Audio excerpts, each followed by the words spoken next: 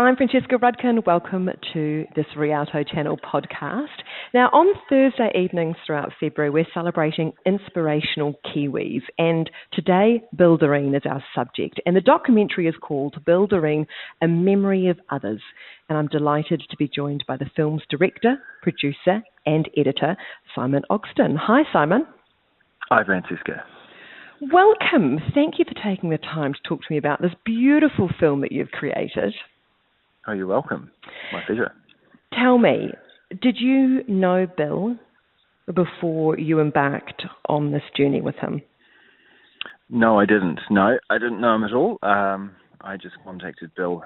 It must have been back in about 2015 by email, and suggested that I'd like to make a film about him. And we had lots of correspondence over the next few months. Mostly by email and also over the phone. We were lucky enough to get some creative New Zealand funding to make the film, so it became a reality, and then we sort of moved on to trying to organise the national tour for Bill as well as the film, so that was reasonably complicated, but we still didn't meet throughout that whole process. The first time we met was at Dunedin Airport when Jeff Smith and I flew down to embark on the Bill's national tour, which was October 2016, so a little while ago now. So that was the first time we met at the baggage claim in Dunedin Airport, and we drove off and started filming. Yeah. As you do. So what was it about DIREEN? Why did you want to make this film? I thought, well, I think Bill is unusual among sort of, well, I could call, say, rock musicians, or in that he's also a published novelist and poet, so quite a literate sort of musician or a musical sort of writer, depending on how you look at it. So I thought that would just afford me the opportunity to make something that was hopefully going to be sort of poetic and evocative as opposed to just your more standard sort of rockumentary, I guess you might call them. Yeah, that people will be familiar with. So Simon, when you did approach him, did you approach him with the idea that was already formed in your head that you wanted to film him touring the country? Yeah, I thought that was a pretty useful and effective kind of narrative device that would give us a pretty clear sort of structure to the film, a beginning, a middle, and an end. And so we started off at Bill's place down in Middlemarch in Central Otago there, and then worked our way up to the country and finished in Auckland. So yeah, we shot the film. Well, the vast majority of the film over the duration of that tour, which was about 2.5 weeks. So it was quite good to compress the whole project into that tight time frame. I didn't want it to sort of drag on and on and on. It's and it went well. Gosh, 2.5 weeks. We're going to come back to that in just a moment. There's a lovely moment, though, at the beginning of the film, which at the beginning of the tour, where a radio host is asking Bill how he feels about being followed by a film crew. And he mentions he's a bit apprehensive, and it's been, a bit difficult being in front of the camera and having to, let that be a natural experience. How did you think those first few days, how did you kind of ease him into being used to being in front of the camera? Well, I didn't really have any sort of particular strategy other than just being sort of polite and trying to be clear in my communication about what I was trying to achieve. It was a fairly new experience for Bill, I think, being the subject of a documentary. Well, completely new. But he had quite a bit of experience on stage in various sort of theatrical configurations and companies. He used to help run the Blue Ladder Theatre, which was an independent theatre back in Central Christchurch, which features briefly in the film. So I certainly think he had a good grip on what it's like to be sort of the subject of attention, or a performer, or which has some similarities, I guess. But I think we're also just sort of getting to know each other as well, which was a challenge. But I didn't find it particularly difficult, and I think he enjoyed it on the whole too. Yeah, it wasn't too hard on anyone. Yeah. Did he see it as a collaboration, or did he see himself still as an individualist at this point? No, I saw it as a collaboration. I mean, obviously relied on Bill quite a lot to provide interesting answers to the questions I was throwing at him, and he, invariably did that. It's a great help to a documentary maker to be making a film about someone who can come up with interesting and surprising answers to your questions, and is very articulate as well.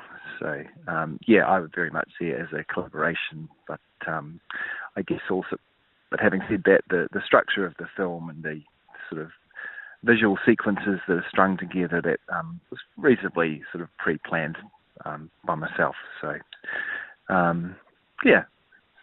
collaboration in some aspects and my own creation in others, I guess.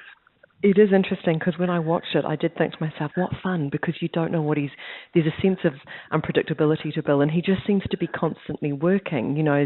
One minute he's, playing music to a class of children, and the next minute he's recording a song in the shower. Yeah. No, there's plenty of quirky moments in the film, and some of those are sort of dreamed up and organised by myself, like the classroom performance, which was in his sister's classroom up in Wellington there. But he's certainly always been open to doing new and different sort of things. He's quite adventurous, so that was good fun, and it makes the film an interesting thing to watch. So this is what I'm curious about. You mentioned that you managed to shoot this in 2.5 weeks. And yet you're travelling the country, and a lot of the times you are stopping, Simon, and shooting some beautiful shots, some aerial shots and things. Had you planned that? Had you thought about what you wanted to get as you went? Or were you really just taking whatever time and moment you had to capture? It was quite planned out, yes. It was shot by myself and Jeff Smith, who was responsible for all the aerial photography and much of the other photography, but yes, most of it was pre-planned. We couldn't, you just couldn't hit the road with no plan and just kind of wing it for a couple of weeks and come up with something like that, or you'd have to get very lucky. So it obviously wasn't planned out shot for shot, and there's plenty of things that happened that weren't planned. But we did have a pretty good itinerary to stick to. I made a few New Zealand music documentaries over the years, and I saw this as a chance to make something that was a bit cinematic. So travelling around different places in the country enabled us to sort of string together a number of scenes which were quite different from each other, and showed off the beautiful country that we live in and different people along the way and different events as well. Yeah, tell me about the performances. There's a range of performances. Did you shoot each performance he gave and then sort of select what you wanted from that material?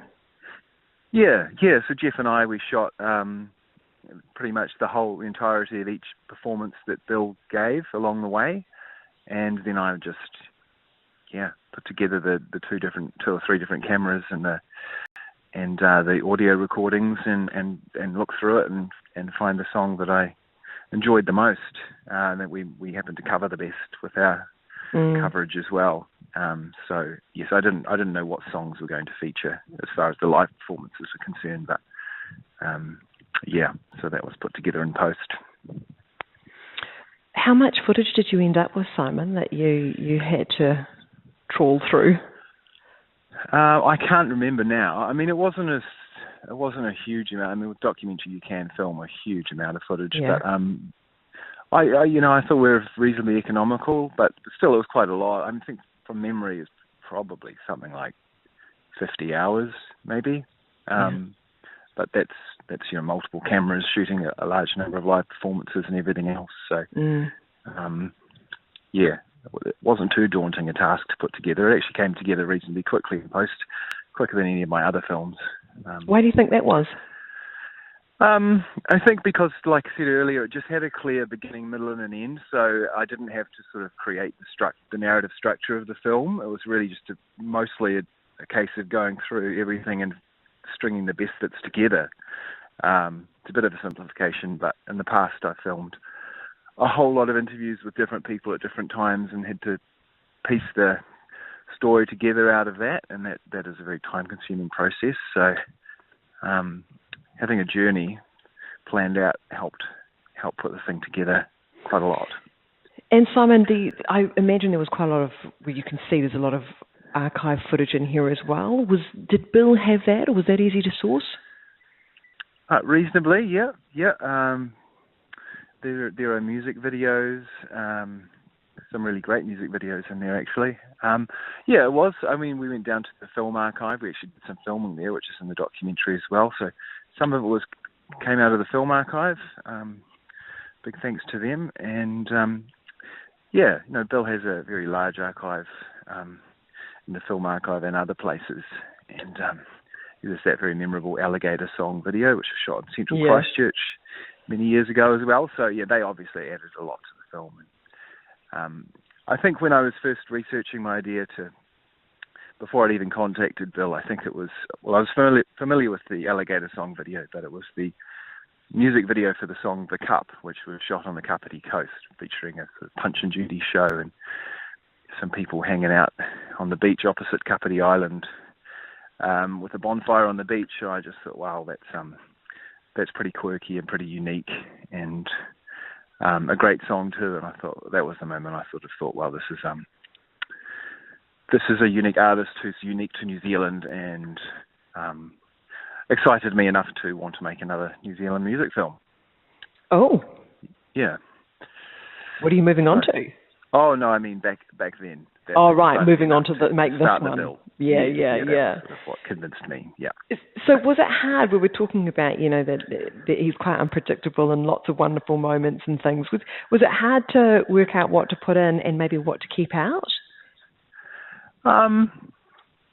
No, not really. I think for the most part, the best bits stood out to me. I mean, it was a subjective choice, but no, I didn't agonise over it too much. No, I think the whole post-production process, it probably took me about 3 or 4 months to edit the film. Which is a fairly long time, I suppose, but I wasn't working every minute of every day at it. So. And do you find as an editor that works well for you? Do you like to step away and come back to the project? And yeah, ideally, I think for almost any project, ideally you'd have some time to step away and come back to it with a new perspective. I think it would always benefit from that.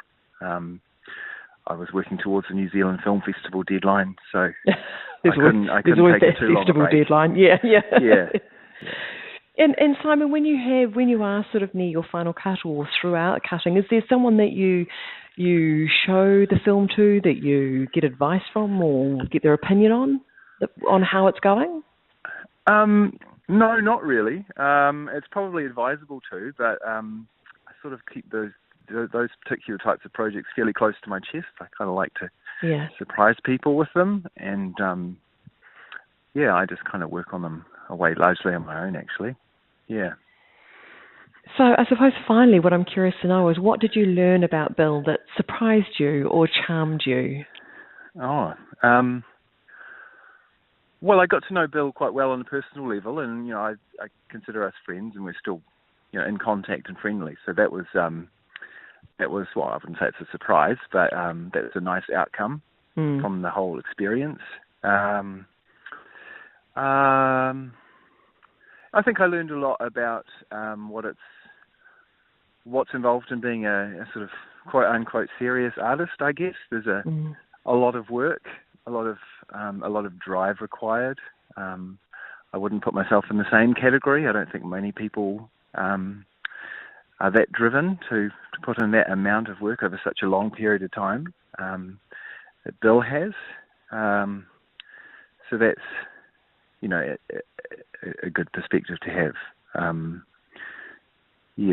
I think that's certainly something I take away, and also just a greater appreciation of Bill's musical output in particular. I think his body of work is not fully understood or appreciated by almost anyone in New Zealand, really. It's quite a difficult body of work to find and to listen to. Come out under all sorts of different names over a long period of time, and quite a sort of wide range of genres as well. Everything from very collectible sort of garage rock from the late 70s, early 80s, through some sort of quite different sort of genres over the years as well. But I think that, Bill has created a body of work over the years which stands up to anyone really from this country, and it's quite neat to sort of know that, because I don't think many people do. And hopefully the film will help people appreciate that to some extent. Oh, absolutely, Simon. I think the film does great justice to Bill's work. So thank you very much for your mesmerising and tender documentary. It really, really was a joy to watch. And thank you for your time today. Thank you. Yeah, thanks very much for having me. So Bill DIREEN, A Memory of Others, screens on Rialto Channel on Thursday, February the 14th at 8:30 p.m.